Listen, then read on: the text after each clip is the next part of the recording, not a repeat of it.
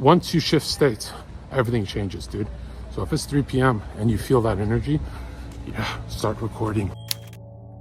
Oh, I went from 20 minutes to an hour, and it's not about the time. You got to research this thing. It's called qualitative time. Yeah, it feels like some magical shit when you research this stuff.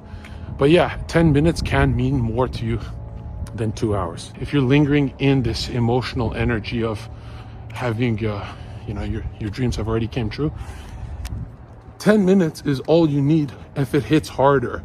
Now, I do longer because, I've been doing this stuff for a long time.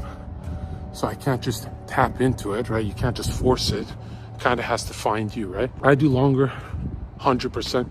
But if it hits me in 10 minutes and I get filled with a new state, which just means new energy, wheels start turning, I'll take 5 minutes with that. Let's say it hits me in 5 minutes. Another 5 minutes, linger in it and go straight home and cut the shit short and really, really get creative with my projects, right? And yeah, I use the next few hours to record content. That content usually hits the hardest. I know I talk about sometimes like born year of the dog, there's dog time, right? For 7 p.m. to 9. But once you shift states, everything changes, dude. So if it's 3 p.m. and you feel that energy, yeah, start recording right then and there and don't waste it. And you're gonna notice the more often you do this, the longer you stay in that state, like kind of like a Super Saiyan state. And then you're going to compare that to let's say you're a YouTuber, you compare that content to your previous content, and then you do your revisionist work. So I've always done this. I've always made less money doing this, but eventually it all works out for the better. And I get a lot of my guys to do this reflective revisionist work where, let's say I have 100 YouTube videos, right? And I'll make less money if I cut them out. Let's say 70% of that I delete, right? I just make them private so no one can see it. I've always done this. Even though it makes less money, I've always done this.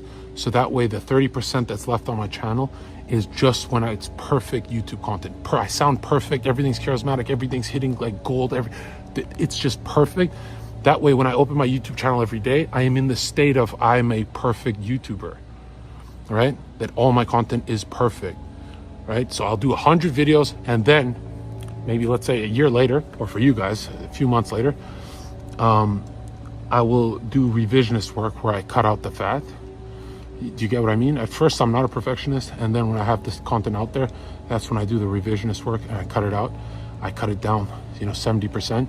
And that way I linger in the state of, 100% of the time I knock it out of the park, even though it makes me less money on YouTube.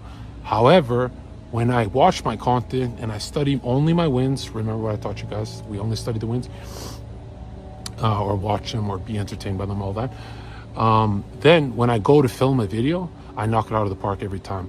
And the first year I did this really worked, and I didn't have to do any revisioning of my content for a long time. And this is the biggest thing. This is huge, where yes, you'll make like a couple, let's say it's 5,000-10,000 less because you cut out a bunch of content, you get paid for less of it. You start producing banger content with your new state of mind that actually makes you way more money when you look at the long term, right? And it also builds your confidence because then you can go on podcasts and you're like this perfect speaker, let's say. But you were never a perfect speaker. You just cut out 70% of the content you didn't speak perfect on. And yeah, that's how you can change your past, where if you didn't affect the timeline of your, let's say your history, it doesn't matter because you affected the new state. You're in a new state. So I've even had guys tell me it works for a girl that dumped them and they revise their past and they go through it where they don't give a that they got dumped, when in reality they got heartbroken. And although they didn't change the past, the timeline, because they focused on this revision work, right? And they stole this all from me, is that back then I used to give this stuff for free. They'd bump into this girl that dumped them at like some party or whatever. And she would sense that the guy is in a state of mind where the timeline shifted. She would sense that, oh, I remember dumping this guy. I remember him being shattered. Why is he not shattered? Why is he in a new state of mind? Why is he so attractive And it's because he changed his past. You can't change the timeline of your past for everyone around you, but you can change it for yourself, so that past energy where you failed launches up and charges your new state where you're in a winning state, even in your past. Let's say you revise your whole past.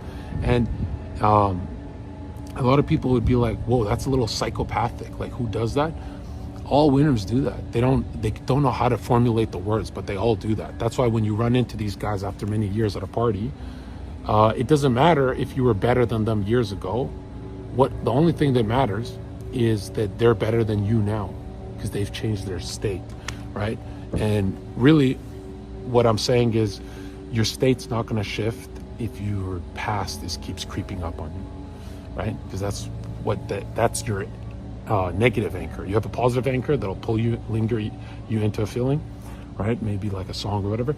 And then you have a negative anchor that'll keep you in, I'm still a loser, this happened to me in my past, and blah, blah, blah. So yeah, you can change your own timeline just for yourself, just enough to change your state, so that when you run into these people that let's say they've gotten the better of you in the past, their thinking towards you changes, whether it's your boss who fired you or whatever. Their thinking immediately changes, where they think they're the losers and you're the winner. And the only thing that happened is you resolved your past, which is all collected in this unconscious, right? And yeah, you can do this with a bunch of things. I get my guys to do, well, I'm not going to leak right now. There's a really good way to do this, but revisioning your past it's like 80-90% of your the law of attraction that no one ever talks about. And people are stupid because they don't realize how easy it is to linger in a state, how to float into a winning state if your past isn't holding you back.